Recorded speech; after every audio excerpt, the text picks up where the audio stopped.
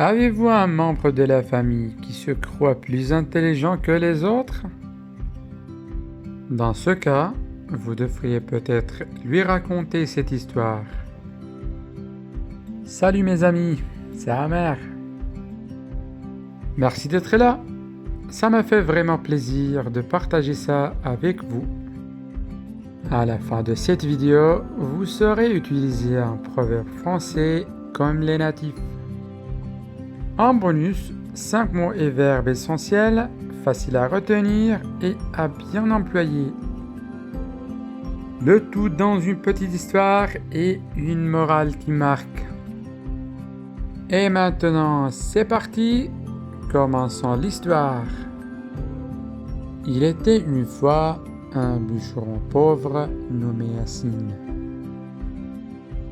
Il vivait avec son épouse et sa fille. Il se croyait très intelligent et se plaignait de leurs bêtises. Un jour, alors qu'il était assis avec sa femme à la maison, il lui dit « Pourrais-tu m'apporter un peu d'eau à boire ?»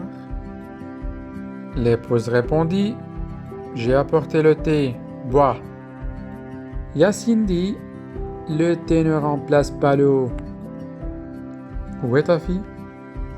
Dis-lui d'apporter de l'eau. L'épouse, tirer l'eau du puits est difficile pour elle.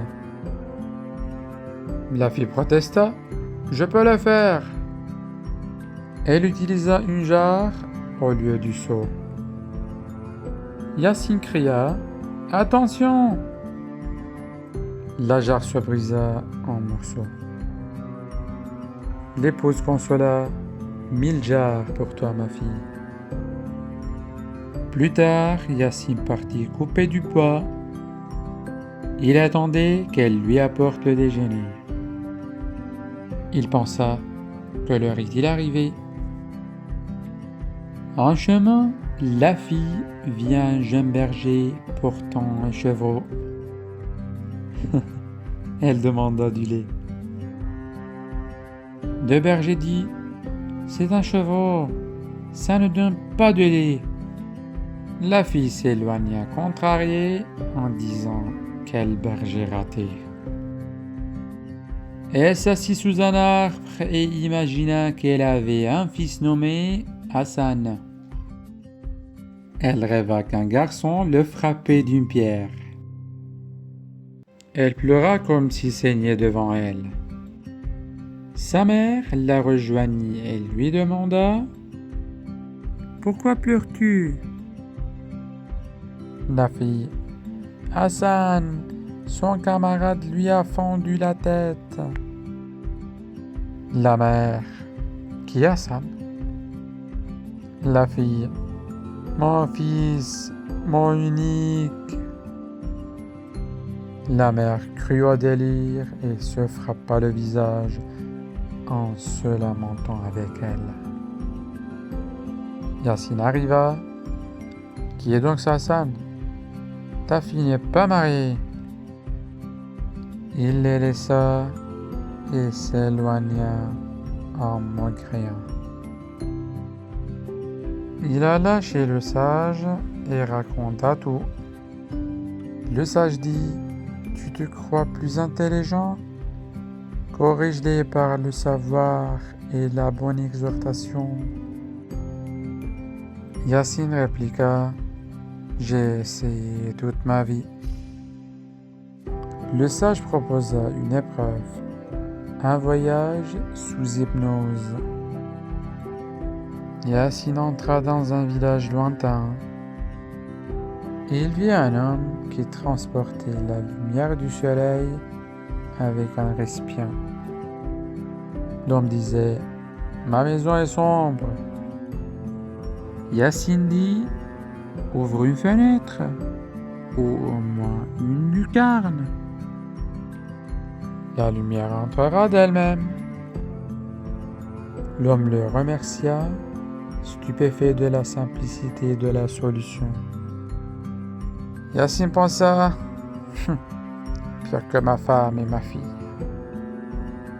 Un peu plus loin, Près de la maison de cet homme, une foule entourait un enfant. Sama était coincé dans une jarre contenant des noix et des raisins secs. Le père voulut couper la main de son enfant. Yassine chuchota à l'oreille de l'enfant. Ouvre la main et lâche ce qu'il y a dedans. La main sortit aussitôt sans dommage. Yassine dit, il y avait 2 solutions. Briser la jarre ou lâcher la poignée. Tout le monde s'étonna de l'évidence qui leur avait échappé. Yassine continua, troublé par ce qu'il voyait. Le sage le renvoya plus loin pour poursuivre l'épreuve. Yassine vit 3 jeunes tirer une poutre trop courte pour un toit prêt à s'effondrer. L'un frappait au milieu pour l'allonger. Yassine dit, mesurer la hauteur et apporter une poutre plus longue. Un enfant accourut, mettait une pierre dessous, provisoirement. Le toit tint en attendant la poutre des 4. Le sage commenta, pensez avant d'agir. L'intelligence est relative. Yassine avoua, je n'avais pensé qu'à remplacer la poutre. L'épreuve continua vers un lieu étrange. Un mari géant retenait une fille dans un puits magique. La fille se vantait de son intelligence et reconnut qu'elle ne l'était pas tant sans les feuilles d'un arbre magique. Le mari lui interdisait ces feuilles. Yassine voulut en obtenir pour son épouse et sa fille. La fille proposa un échange. Prends ma place au fond, je cuirai les feuilles, puis je te remonterai. Elle expliqua, le fond est enchanté à mon poids. Si je sors, l'alarme se déclenche. Yassine descendit et prit sa place. La fille s'échappa et le laissa au fond. Elle lui lança « Tu serviras le mari jusqu'à ce qu'on amène quelqu'un de plus stupide que toi. » Yassine comprit qu'il avait été dupé. Il se réveilla devant le sage, honteux de lui. Le sage demanda « As-tu tiré la leçon ?» Yassine dit « Oui, je ne suis pas à l'abri de l'erreur. » Le sage conclut « Les gens différents par la forme, l'esprit et la pensée. » Le savoir et l'exercice de la raison guident les actes. Traite ta famille avec bienveillance. Yassine promit de revenir humble et patient. Yassine comprit qu'il n'était pas aussi intelligent qu'il le pensait. Car dans ce monde, il existe des esprits bien plus brillants que le sien. Parmi eux, il serait comme un aveugle parmi les clairvoyants. Et même s'il croyait sa femme et sa fille un peu simples, il savait désormais qu'il existait des gens bien plus sots qu'elle. Yassine accepta donc sa place au milieu de ce monde